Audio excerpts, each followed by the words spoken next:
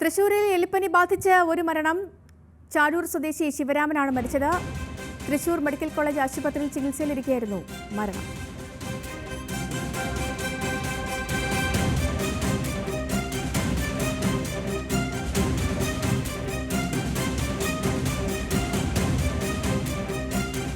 Levin K വിജയനുണ്ട്. Levin, എപ്പോഴാണ് ഈ മരണം സ്ഥിരീകരിക്കുന്നത്?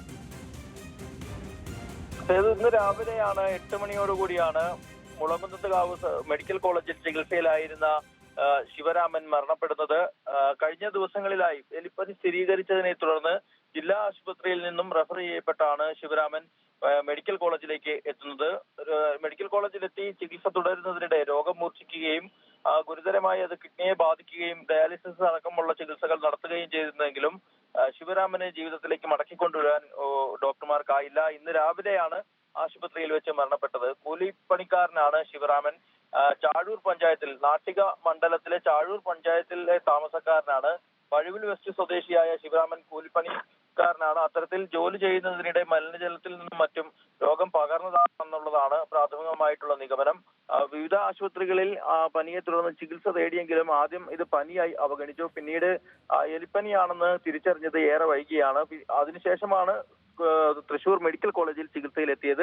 ചികിത്സയിലിരിക്കെ ഇന്ന് രാവിലെയാണ് ശിവരാമൻ മരിച്ചത്, എലിപ്പനി ബാധിച്ച്.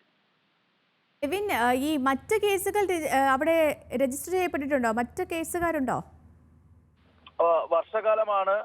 കൂടുതൽ ആളുകൾക്ക് രോഗം പടരാനുള്ളൊരു സാധ്യതയുണ്ട്. മഴക്കാല മുന്നൊരുക്കങ്ങൾ അടക്കം പല സ്ഥലങ്ങളിലും പാളിയൊരു സാഹചര്യം നിലവിലുള്ളപ്പോൾ കൂടുതൽ ആളുകളിലേക്ക് രോഗം പകരാനുള്ളൊരു സാഹചര്യം നിലവിലുണ്ട്. പക്ഷേ അത്തരമൊരു സാഹചര്യം ഉണ്ടെങ്കിൽ പോലും കൂടുതൽ കേസുകൾ റിപ്പോർട്ട് ചെയ്യപ്പെട്ടിട്ടില്ല. പനി ബാധിതരുടെ എണ്ണത്തിലും ഒരു എടുത്തു പറയത്തക്കതായിട്ടുള്ള വലിയൊരു വർധനവ് ഉണ്ടായിട്ടില്ലാത്തത് ആശ്വാസകരമാണ്. ശിവരാമൻ മാത്രമാണ് ഇപ്പോൾ എലിപ്പനി ബാധിച്ച് മരണപ്പെട്ടതായി ജില്ലയിൽ നിന്നും. ഓക്കെ ലെവിൻ, എന്താണെങ്കിലും തൃശ്ശൂരിൽ എലിപ്പനി ബാധിച്ച ഒരാൾ മരിച്ചിരിക്കുന്നു. ലെവിൻ കെ വിജയനാണ് വിവരങ്ങൾ നൽകിയത്.